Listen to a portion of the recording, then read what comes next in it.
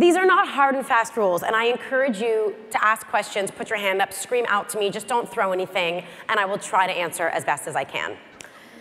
The first tip sounds obvious: cook efficiently. Well, what does cooking efficiently mean? Obviously, you would think it would mean cooking affordably, buying the cheapest items you can buy, cutting your coupons, buying stuff on sale. That's not always right. I actually believe, just like in clothing, buying investment pieces that'll last a long time, that cooking efficiently means buying food that you trust from a source that you trust. That's the highest quality food you can afford. So I'm not saying you need to spend an enormous amount of money every time you go to the grocery store, but learn to spend your money on good quality ingredients, because you're putting it into your body, and let's be honest, that's the most important thing we have, right?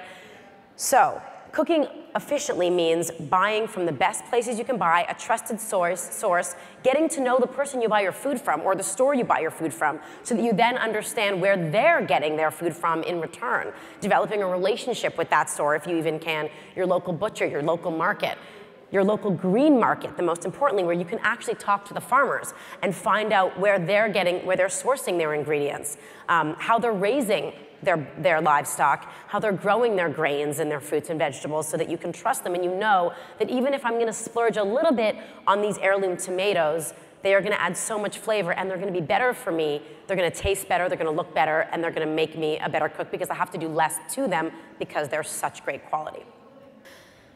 Another tip that seems obvious: cook a lot. If you're gonna cook, if you're gonna take the time to make a good meal, make a lot of it. And that doesn't mean eat a lot of it. That doesn't mean eat 6 portions when you're sitting alone on your couch.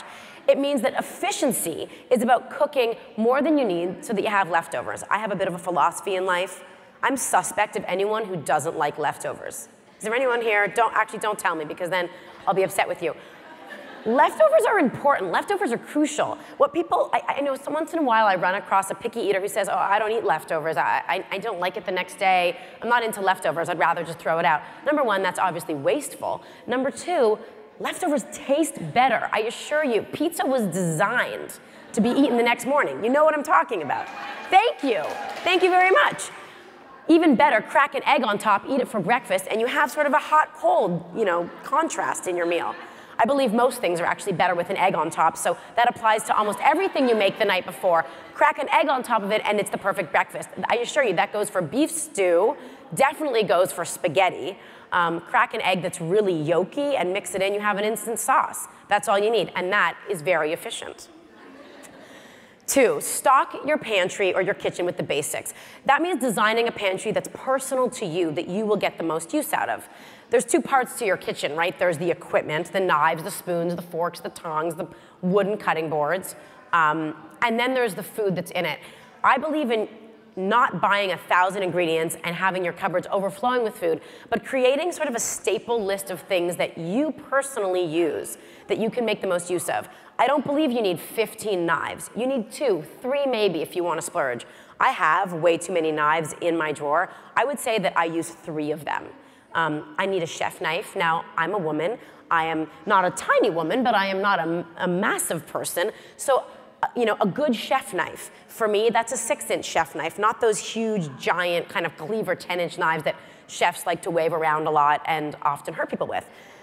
I like a solid, sharp, good quality 6-inch chef knife, a good quality paring knife, and a good quality serrated knife that you can use for cutting very delicate things like tomatoes or something like bread.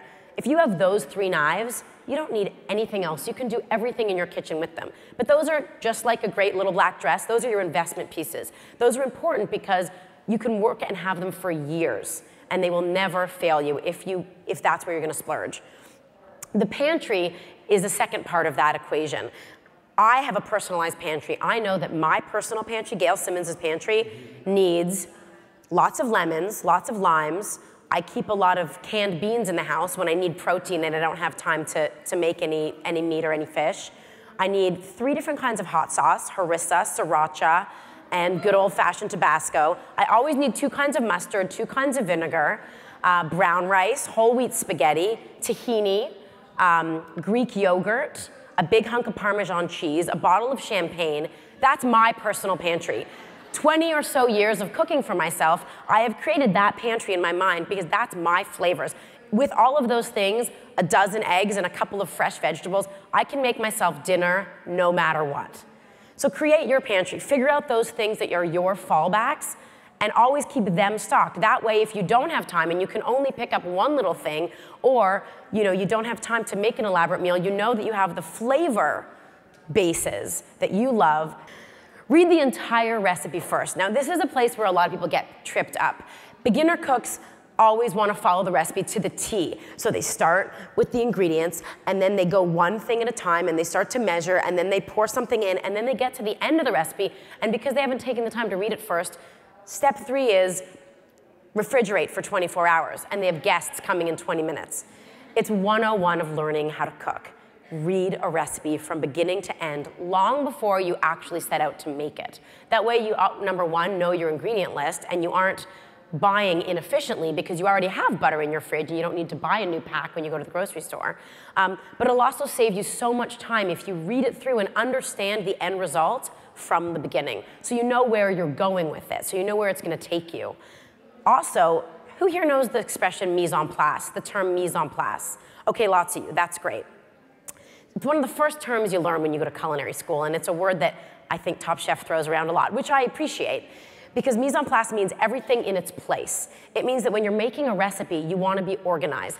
There is no better skill that a chef has, whether it's in your own kitchen or in someone else's, than being an organized cook. An organized cook will make you a smart cook, it will make you an efficient cook. So that means not only are you going to read your recipe through from beginning to end before you start cooking, but you're then going to do your mise en place, which means take that ingredient list and follow it to a T before you start dumping and stirring and even turning on the oven.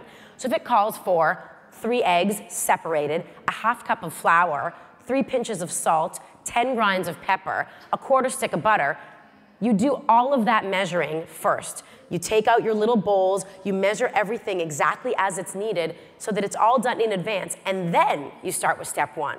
I assure you it'll save you so much time because then you have everything ready to go in front of you. Your eggs have been separated, your flour has been sifted, your butter's been cut, and you can then sort of dump and stir. Put it all together, and you've saved yourself time, energy, and a disaster of having to run and get an extra egg because you didn't see it in the first place. And then it's about trusting your instincts. Cooking, as much as it is an organized skill that takes practice, it's also an art, and you want to show your individual flair. I know that that's why people love to cook, because you can make it your own. You can toss and add and pinch and sift and drizzle, and you want to make it personal to you. You want to put your own personal touch on it.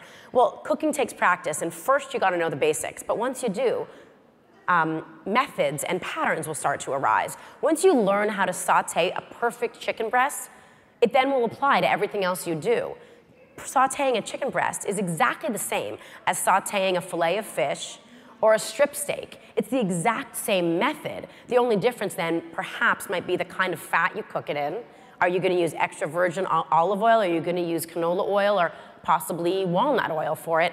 Or the temperature time that it takes to cook. Cooking a piece of fish is going to take a shorter time because of how delicate that fish is and how thin the cut is as compared to a porterhouse steak. But the technique is the same. So once you've read your recipe and seen that pattern, you'll understand that a saute is a saute is a saute no matter what you're doing it with, and then you can start applying it to your own versions. Be prepared and organized. This is along the same theme, but it's about thinking about the whole picture. Once you know that sauteing is sauteing, you can do it with all different ingredients, it's also great to know that one ingredient can be used in 50 different ways. That's why I keep this pantry of mine that I referred to before. Once I've learned what you can use tahini with, I can use it in 15 recipes. So that jar of tahini that I bought for a recipe in 1984 doesn't just sit and collect dust. We all have them. We all, you know what I mean? We all have those condiments in the back of our fridge that we bought for some crazy Thanksgiving at your in-laws' house 4 years ago, and some crazy recipe that you thought to make called for it, so you bought it, and now you have no idea what to do with it. Well, being organized and learning the ingredients that you buy will help you with that. Once you know that tahini is great to make hummus with, but I can also actually add a lot of lemon juice and a little low-fat Greek yogurt to it, and I have the perfect salad dressing for my kale, then you're cooking efficiently. And then you're able to sort of expand on your repertoire and cook more things. And then you can add a little of that hot sauce that you keep in the fridge. Perhaps you're gonna make a pasta sauce using it. There's so many ways that ingredients can be used once you understand their purpose. Another thing I like to say about food and about cooking is that I think it's the only art, let's call it an art for a minute. I sometimes call it a craft, but I change. Just want to say hi over here because I'm all the way over there and I can't see you. Is that cooking, I think, is the only art that really involves all 5 senses. And people say, well, what do you mean? You don't use touch? Well, sure you do. How do you know when your meat's done if you're not sticking your fingers in it? You don't use hearing, you don't use your ears when you cook. Well, sure you do. How do you know if your pan's hot if you can't hear the meat sizzle or the vegetables sizzle properly when you put it in your pan? So everything about cooking requires your full attention. 5 senses, every single one of them must be used together in order to cook well and cook smartly.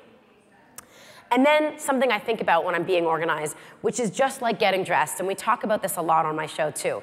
Simpler is better. I'm not saying that you should eat, a bowl of pasta just with tomato sauce and never deviate, and that's as simple as it should be. Of course you should add fresh herbs and garlic and caramelized onions and maybe Kalamata olives, but you need to also know that often the point at which a recipe goes from being great to being a mess is when you try to add too much.